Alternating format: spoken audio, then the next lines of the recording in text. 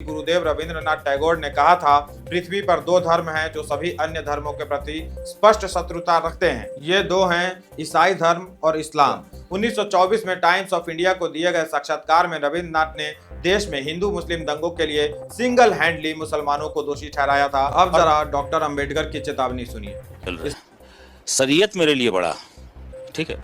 हम कुरान सीने में रखते हैं और हाथ में रखते हैं संविधान। मुसलमान सब्र कर रहा है, कब्र में नहीं है, ये आप जान लीजिए। आप डिस्टर्ब करना चाहिए, फिर रोड में आएगा, मारकाट होगा। लेकिन मैं कहता हूँ 100 परिवारों के बीच में एक हिंदू की बात तो दूर करिए, 100 मुस्लिम परिवारों के बीच में 50 हिंदू सुरक्षित रह सकता है क्या? नहीं रह सकता। उनका एक पॉलिटिकल रोड मैप है। उन्होंने दुनिया को 3 हिस्सों में बांटा है।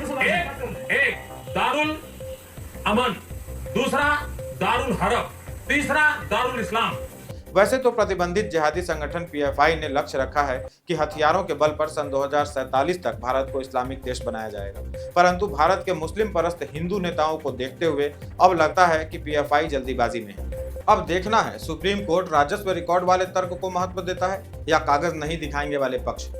सुप्रीम कोर्ट के निर्णय के बाद देश का कैसा दृश्य सामने आएगा, उसका कई लोग सांस रोककर इंतजार कर रहे हैं। नमस्कार, मैं हूँ राजन झा। आज जो पीड़ा पलायन मुर्शिदाबाद झेल रहा है, वह सब कल पूरा देश नहीं झेलेगा, इसकी कोई गारंटी नहीं है। तथाकथित सेकुलर राजनीतिक दलों की मुस्लिम परस्ती, बुद्धिजीवियों के रुख रवैये और अदालतों की अनदेखी के कारण कल देश भर में कुछ भी हो सकता है, क्योंकि 10 साल पहले तक जिन प्रदेशों में एक भी मुस्लिम नहीं था, अब वहां उनकी ठीक ठाक आबादी हो चुकी है। जहां भी इनकी आबादी होती है, वहां हिंदुओं पर एक अनजान और कभी कभी जाना पहचाना खतरा मंडराने लगता है।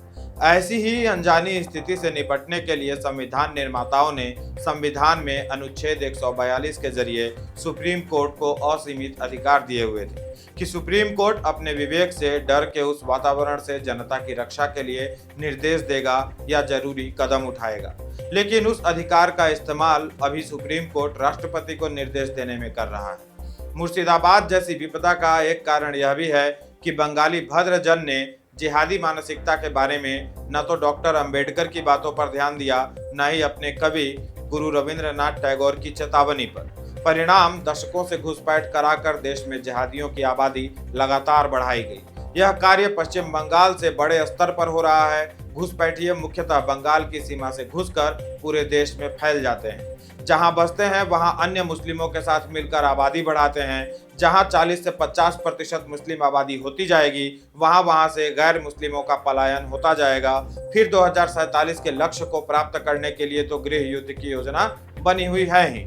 मैंने डॉक्टर अंबेडकर और रविंद्रनाथ टैगोर के चेतावनी की बात की। बंगाल की बात हो रही है तो पहले बात गुरुदेव रविंद्रनाथ टैगोर के विचारों की। यहाँ बंगाली भद्र लोगों को बतलाना चाहूंगा कि गुरुदेव रविंद्रनाथ टैगोर ने कहा था, पृथ्वी पर दो धर्म हैं जो सभी अन्य धर्मों के प्रति स्पष्ट शत्रुता रखते हैं। ये दो हैं ईसाई धर्म और इस्लाम। वे केवल अपने धर्मों का पालन करने से संतुष्ट नहीं होते, बल्कि अन्य सभी धर्मों को नष्ट करने के लिए दृढ़ हैं। इसलिए उनके साथ शांति बनाए रखने का एकमात्र तरीका उनके धर्म को अपनाना है। यह मैं कोट कर रहा हूँ विश्व भारती द्वारा 1982 में प्रकाशित रविंद्रनाथ टैगोर की मूल रचनाएं, खंड 24, पृष्ठ संख्या 375। इस तरह के और भी कटु सत्य पढ़ना हो तो रविंद्रनाथ टैगोर की लिखित कालांतर पुस्तक पढ़िएगा। 1924 में टाइम्स ऑफ इंडिया को दिए गए साक्षात्कार में रविंद्रनाथ ने देश में हिंदू मुस्लिम दंगों के लिए सिंगल हैंडली मुसलमानों को दोषी ठहराया था और कहा था कि मुसलमान चाहे उत्तर भारतीय हो, दक्षिण के हो या विदेशी, वो हर मुद्दे पर एक राय रखते हैं। उनके लिए देश से पहले धर्म आता है, जबकि हिंदू अलग अलग मान्यताओं के साथ अलग अलग सेक्ट्स में बटे हैं, जो उनको कमजोर बनाता है। आज गुरु रविंद्रनाथ की धरती के ही नेता लाखों घुसपैठियों को बंगाल के रास्ते भारत में ढकेलकर इस देश को अस्थिर करने की कोशिश कर रहे हैं। देश को अस्थिर करने का सपना देखने वालों के समर्थन में खड़े हैं ताकि उनकी कुर्सी बची रहे। अब जरा डॉक्टर अंबेडकर की चेतावनी सुनिए। इस्लाम एक बंद निकाय है जो मुसलमानों और गैर मुसलमानों के बीच भेद करता है, जो पूर्णतः मूर्त और स्पष्ट है। इस्लाम का भ्रातृभाव मानवता का भ्रातृभाव नहीं है। मुसलमानों का भाईचारा मुसलमानों से ही है। यह बंधुत्व है, परंतु इसका लाभ अपने ही निकाय के लोगों तक सीमित है। जो इस निकाय से बाहर हैं, उनके लिए इसमें सिर्फ घृणा और शत्रुता है। इस्लाम का दूसरा अवगुण यह है कि यह सामाजिक स्वशासन की एक पद्धति है जो स्थानीय स्वशासन से मेल नहीं खाता, क्योंकि मुसलमानों की निष्ठा जिस देश में वे रहते हैं उसके प्रति नहीं होती, बल्कि वह उस धार्मिक विश्वास पर निर्भर करती है जिसका कि वे एक हिस्सा हैं। एक मुसलमान के लिए उसके विपरीत या उल्टे मोड़ना अत्यंत दुष्कर है। जहाँ कहीं इस्लाम का शासन है वहीं उसका अपना विश्वास है। दूसरे शब्दों में, इस्लाम सच्चे मुसलमान को भारत को अपनी मातृभूमि और हिंदुओं को अपना निकट संबंधी मानने की इजाजत नहीं देता। संभवतः यही वजह थी कि मौलाना मोहम्मद अली जैसे महान भारतीय परंतु सच्चे मुसलमान ने अपने शरीर को हिंदुस्तान की बजाय जेरूसलम में दफनाया जाना अधिक पसंद किया। यह डॉक्टर B.R. अम्बेडकर की पुस्तक पाकिस्तान और भारत का विभाजन पृष्ठ संख्या 367 से लिया गया है। आपने हाल ही में झारखंड के एक मुस्लिम मंत्री का बयान सुना होगा, नहीं सुना? सुन लीजिए। चल रहे हैं। शरीयत मेरे लिए बड़ा, ठीक है। हम कुरान सीने में रखते हैं और हाथ में रखते हैं संविधान। मुसलमान कुरान सीने में और हाथ में संविधान लेके चलता है, ठीक है। तो हम पहले शरीयत को पकड़ेंगे, इसके बाद संविधान को। जो मेरा जो इस्लाम में है वो। अब इन्हीं का दूसरा बयान भी सुनिए।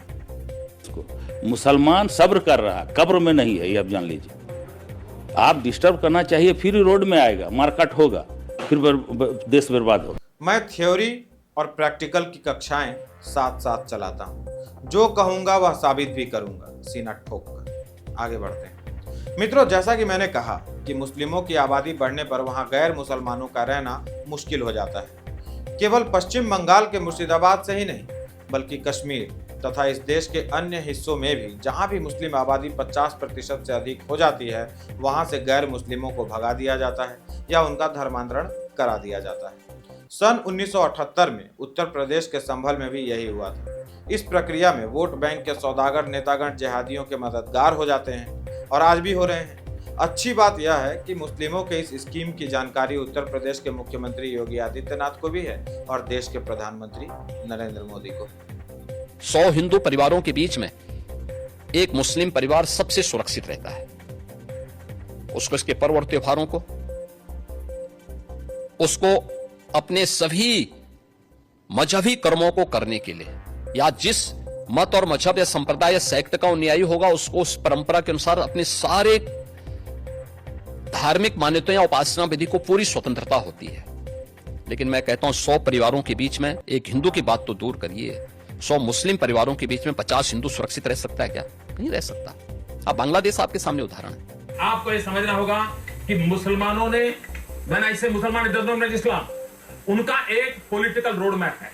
उन्होंने दुनिया को 3 हिस्सों में बांटा है। एक दारुल अमन, दूसरा दारुल हरब, तीसरा दारुल इस्लाम। दारुल अमन का मतलब है लैंड ऑफ पीस, जहां पर इस्लाम पहुंच चुका है वहां लैंड ऑफ पीस होना चाहिए, अथवा जहां इस्लाम कुछ करने की ताकत नहीं रखता है वहां पर दारुल अमन होना चाहिए।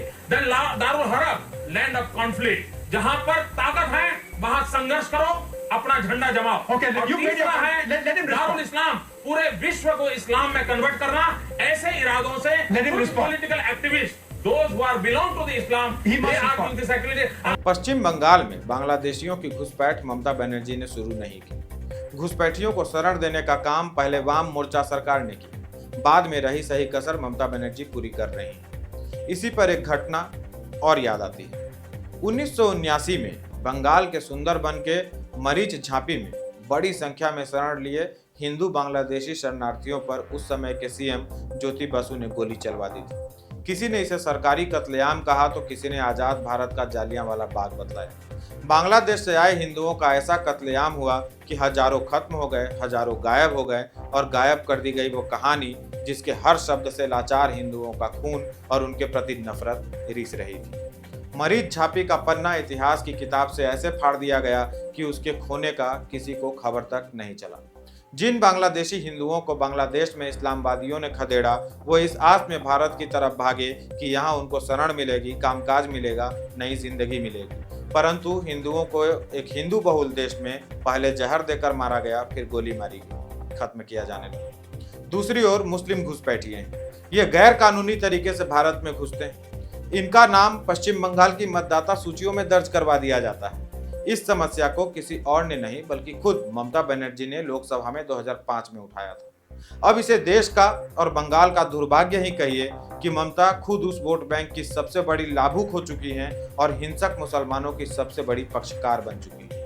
वैसे तो प्रतिबंधित जिहादी संगठन पीएफआई ने लक्ष्य रखा है कि हथियारों के बल पर सन 2047 तक भारत को इस्लामिक देश बनाया जाएगा, परंतु भारत के मुस्लिम परस्त हिंदू नेताओं को देखते हुए अब लगता है कि पीएफआई जल्दीबाजी में है। मुर्शिदाबाद में भी पीएफआई की मौजूदगी की खबर मिली है। पूरे देश में इन दिनों पीएफआई जैसे संगठन अपने लक्ष्य का रिहर्सल कर रहे हैं। टारगेट किलिंग के लिए पीएफआई का किलर दस्ता भी सक्रिय है। इनके लोग अलग अलग नामों से हर संगठन हर जगह मौजूद है। झारखंड का वो मिनिस्टर भी वैचारिक रूप से पीएफआई का सदस्य लगता है। वक्फ बोर्ड विवाद केवल एक बहाना है। इनको पता है कि वक्फ को दिए गए अधिकार असंवैधानिक हैं, परंतु फिर भी ये लोग हिंदू की संपत्तियों को हड़पने का यह तंत्र अपने हाथ से नहीं जाने देना चाहते। जो लोग कह रहे हैं कि वक्फ कानून के साथ छेड़छाड़ नहीं होना चाहिए, उन्होंने पहले जितनी भी बार इसके साथ छेड़छाड़ हुआ उसका विरोध नहीं किया। पता है क्यों? क्योंकि वह छेड़छाड़ वक्फ को संविधान के विरुद्ध जाकर मनमानी शक्तियां प्रदान कर रहा था। अंत में यह भी हुआ कि कहा गया कि जहां हाथ रखोगे वह संपत्ति तुम्हारी हो जाएगी, जाओ। इसे सहर्ष स्वीकार किया गया। किसी मौलवी मौलाना के मुंह से नहीं निकला कि यह संविधान की मूल भावना के विरुद्ध है, यह गलत है, इस्लाम इसकी इजाजत नहीं देता, ब्ला ब्ला ब्ला ब्ला। विश्व कुख्यात मुस्लिम नेता व सांसद असदुद्दीन ओवैसी ने सार्वजनिक रूप से कहा है कि उत्तर प्रदेश में 1,21,000 वक्फ की संपत्तियां हैं, पर उनमें से 1,12,000 संपत्तियों का वक्फ बोर्ड के पास कोई कागजी सबूत नहीं है। ये अगर कानून बन जाएगा, उत्तर प्रदेश में 1,21,000 वक्फ की प्रॉपर्टीज है, 1,12,000 के पास कागज ही नहीं है। दूसरी ओर उत्तर प्रदेश सरकार ने इस संबंध में कहा है कि जिस वक्फ जमीन का मालिकाना हक सन 1952 के राजस्व रिकॉर्ड में दर्ज है उसी को वक्फ की संपत्ति माना जाएगा, बाकी को हड़पी हुई संपत्ति माना जाएगा। पर मुस्लिम पक्ष, जिसके साथ तथाकथित सेकुलर दल हैं, चाहता है हम जिस जमीन पर उंगली रख चुके हैं यानी वक्फ बाय पोजीशन, वे सब जमीन हमारी होनी चाहिए। अब देखना है सुप्रीम कोर्ट राजस्व रिकॉर्ड वाले तर्क को महत्व देता है या कागज नहीं दिखाएंगे वाले पक्ष। सुप्रीम कोर्ट के निर्णय के बाद देश का कैसा दृश्य सामने आएगा उसका कई लोग सांस रोककर इंतजार कर रहे हैं, क्योंकि सुप्रीम कोर्ट का फैसला सिर्फ वक्फ से संबंधित मामलों को प्रभावित नहीं करेगा। फिर इस फैसले को हिंदू पक्ष भी आधार बनाएंगे, कई मामलों में आधार बनाएंगे।